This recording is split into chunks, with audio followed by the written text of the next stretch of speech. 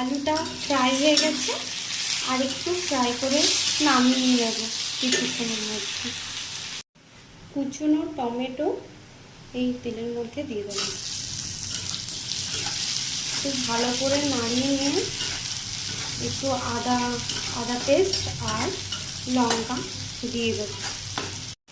এই কুচনো আদাটাকে তেলের মধ্যে দিয়ে দেবো, দিয়ে খুব ভালো করে নাড়িয়ে নেবো।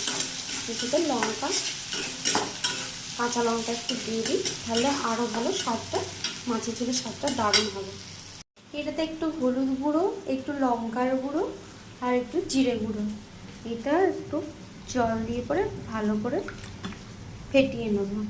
দিয়ে এইটা ব্যাটারটাকে দিয়ে দেবো। চলো, ভেজে রাখা আলুটাকে মশলার মধ্যে দিয়ে দেবো, দিয়ে একটু নাড়িয়ে নেব।